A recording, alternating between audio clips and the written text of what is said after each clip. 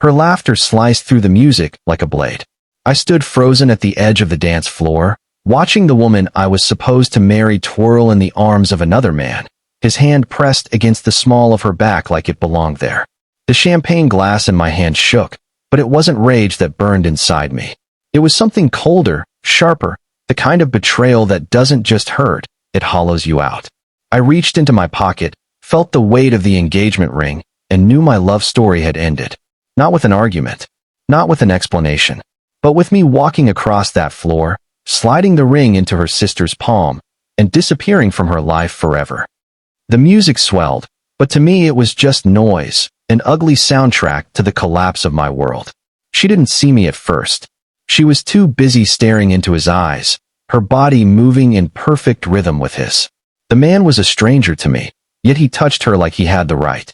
My fiancée, in her silver dress, the same one we picked together for our night. The same night I had planned to make an announcement about our wedding date. I wasn't supposed to be there yet. I'd left the office early, eager to surprise her, only to find the surprise was mine. My chest tightened as I approached. She finally noticed me. Her smile faltered, her grip on him loosened, but it was too late. The image was carved into my mind. Her sister stood nearby, eyes wide, unsure what to do. I walked past them both, slipped the ring into her sister's hand, and said only 3 words. "Give it back." I didn't yell. I didn't make a scene. But the silence was louder than anything I could have said. By the time she called my name, I was already gone, leaving behind the life I thought I was building. In the weeks that followed, I didn't cry. I didn't mourn. I sharpened myself into something else. The betrayal became my fuel. Every workout was harder, every late night at work longer, every decision calculated toward one thing, becoming untouchable. I learned his name, Daniel Price, some corporate golden boy with a perfect smile. I learned they had been seeing each other for months while I planned our future. I told myself it wasn't enough to move on. I needed her to feel what I felt. I started building connections, with her friends, with people in her industry. Not to win her back, but to plant seeds. Subtle things that would make her question her world. I'd show up at events she didn't expect, looking sharper, stronger, and more successful than ever. I'd let my presence remind her of what she threw away. But the more I plotted, the more my life revolved around her absence. Every victory felt empty. My friends noticed. My business partner warned me I was drifting from real goals. I didn't care. Revenge wasn't just an idea anymore. It was the air I breathed. It happened on a rain-soaked Friday night, almost a year later. I saw them leaving a restaurant. She on his arm, him laughing like nothing in the world could touch him. My chest tightened, but this time I didn't walk away. I approached. She froze when she saw me. He straightened, as if bracing for a fight. I stepped close enough to see the flicker of guilt still in her eyes. "You look happy," I said, my voice low but steady. She didn't answer. He smirked, like I was some pathetic ghost from her past. And then, I told him everything. Every moment, every lie, every detail of how she had promised me forever while sleeping in his bed. I watched his smile die, his hand drop from her waist. She tried to speak, but I turned to leave before the shouting began between them. I didn't wait to see how it ended. I didn't need to. As I walked into the rain, I expected to feel triumphant, like I had finally balanced the scales. But all I felt was nothing. The hollow space inside me was still there, untouched. The revenge hadn't filled it. It never could. 2 months passed after that night in the rain.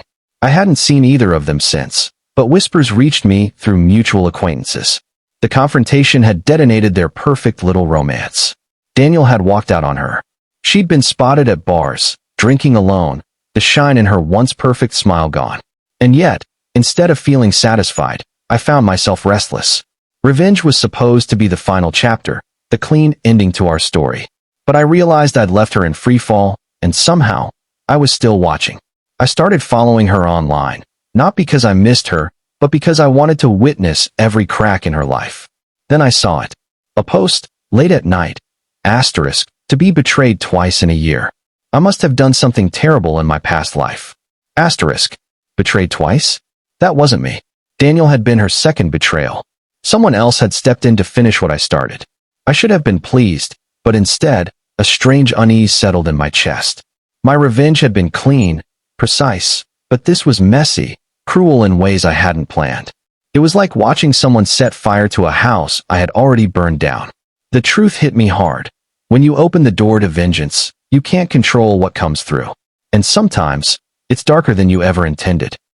It was nearly midnight when she showed up at my apartment. She looked nothing like the woman I'd once loved. The carefully styled hair was a tangled mess, her eyes swollen from crying, her hands trembling. "I know you hate me," she began, her voice barely holding together. "But you started something, and now I'm paying for more than I deserve." I leaned against the doorframe, unmoved. "I didn't start anything you didn't choose for yourself." She flinched, but didn't leave. "Daniel, after you told him everything, he ruined me. My job, my reputation gone. I can't get work. I can't." Her voice cracked. "You got your revenge. Can you live with this?" I stared at her for a long moment, then said what had been burning inside me for a year. "I didn't just want you to feel what I felt. I wanted you to understand it. To know what it's like to have everything you built collapse in a single night. And now you do." She waited for something, an apology, a softening, but there was nothing left to give. I closed the door, leaving her on the other side, the sound of her footsteps fading down the hall. As I stood there in the silence, I realized I had finally won. But it didn't feel like victory. It felt like standing on a battlefield after the smoke clears, surrounded by wreckage, knowing that even though you're alive, you'll never be the same. Moral of the story: revenge doesn't just destroy the target. It leaves the victor standing in the ashes, wondering if the fire was ever worth it.